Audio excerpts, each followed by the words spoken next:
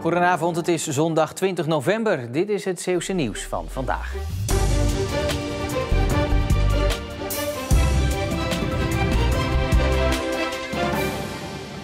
Het WK voetbal gaat vanmiddag van start. En in Ierseke zijn ze helemaal klaar voor de wedstrijden van het Nederlands elftal. Ik hoop dat het bij onze gasten, nu wij het café al helemaal in stijl hebben, dat die een beetje meegaan in de oranje koorts. Normaal is een WK midden in de zomer en dat zorgt dan voor volle kroegen. Maar voor een horecaondernemer is een WK in november lang niet zo gek.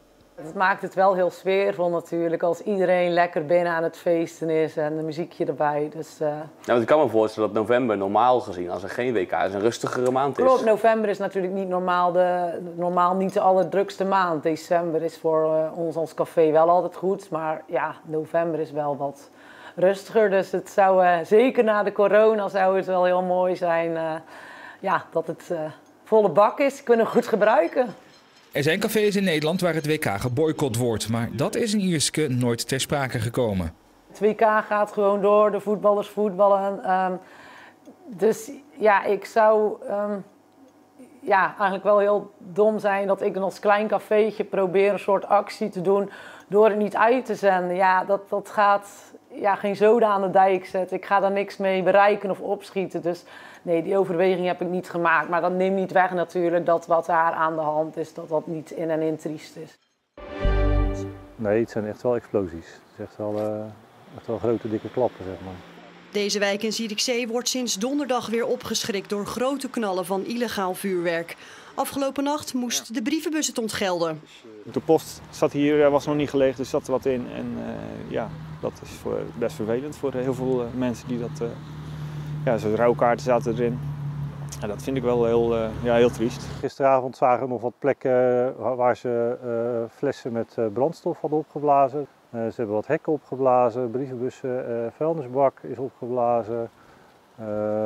Er is een hele lijst met schade is eraan gericht. En weet je, geintje is leuk, maar dit is geen geintje meer. Ook vorig jaar had deze buurt veel last van zwaar knalvuurwerk. Dat is dan om een kwartier, dus dan als je kind dan net slaapt, dan is het weer in één keer wakker.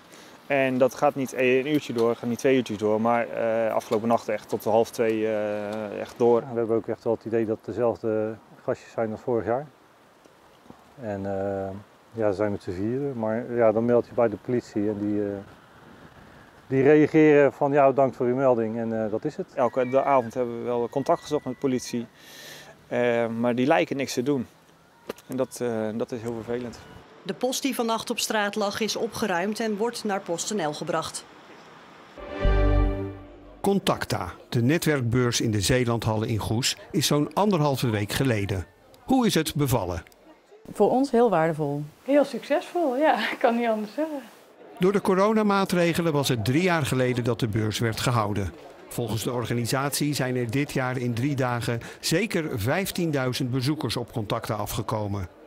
Leuk Zeeuws uit Goes, een eenvrouwsbedrijf in Zeeuwse lifestyle-artikelen, zoals nootjes, bekers en bier, was een van de standhouders. Je merkt wel dat de mensen er weer zin in hadden en iedereen was blij en elkaar weer te zien. Dus ja, het was echt een goede beurs voor ons. En commercieel? Ja, zeker. We hebben heel veel klanten, nieuwe klanten hebben we gehad. En ook bestaande klanten weer even bijgepraat. De DD Group uit Kloosterzande, een uitzendbureau gespecialiseerd in grensarbeid, stond ook op de beurs.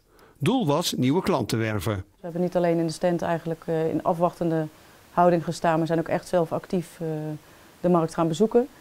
En die nieuwe klanten, wat wilden die vooral van u? Personeel. Kijken wat we konden bieden. Is voor herhaling vatbaar volgend jaar? Ja, absoluut. Ja? Volgend jaar is er weer een Contacta gepland, in de tweede week van november. Als je wat verder afzet, kan je heel kort achter de horde landen. En let weer op die arm, hè? Die deur dicht doen. Hier, kijk. Hop. Dit zijn instructies van oud-Olympiër Marcel van der Westen. Hij deed in 2008 mee aan de Olympische Spelen in Peking en is een van de oud-topatleten die vandaag bij atletiekvereniging Dynamica in Vlissingen een clinic gaf. Het is gewoon heel erg cool en je leert er ook van en dat wil je later zelf ook. Nu voel je ook een soort extra zetje dat je weet dat je het kan, want je hebt nou iemand zo meegemaakt en je weet daadwerkelijk dat ze een persoon zijn. En dan zit je ook van, misschien kan ik het zelf later ook wel. De topsporters zijn op uitnodiging van de vereniging gekomen om vrijwillig clinics te geven, met als doel ook de trainers te inspireren.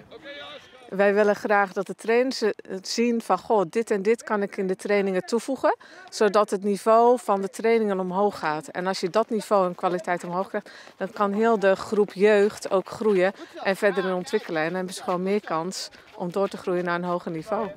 Vandaag werd de nadruk gelegd op speerwerpen, sprinten en hordenlopen. Ondanks de miseregen heeft iedereen genoten. Het is de eerste keer dat de vereniging dit doet, maar het bestuur wil de topatleten voortaan 4 keer per jaar uitnodigen om op die manier de leden extra goed voor te bereiden op de wedstrijden. En voor het sportnieuws gaan we naar Stefan Nijpjes. Zometeen is er weer een nieuwe uitzending van Omroep Zeeland Sport met daarin aandacht voor 2 voetbalduels in de 3e divisie Hoek tegen Staphorst. En in de 4e divisie koploper Kloetingen op eigen veld tegen hekkensluiter De Dijk uit Amsterdam. En daarnaast is er in de uitzending aandacht voor basketbal en waterpolo. Tot zo. We begonnen vanochtend met grijs en koud weer, waarbij de temperaturen rond 2 tot 4 graden lagen. Vanuit het westen werd de bewolking geleidelijk dikker. De nevel en mist werd opgeruimd en het werd nog even zacht met middagtemperaturen van 7 tot 10 graden. Maar het weerbeeld daarbij was wel druilerig en regenachtig. Vanavond en vannacht houden we nog wel af en toe een paar buitjes.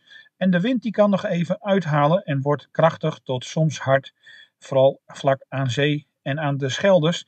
Met daarbij windstoten tot ongeveer 70 km per uur.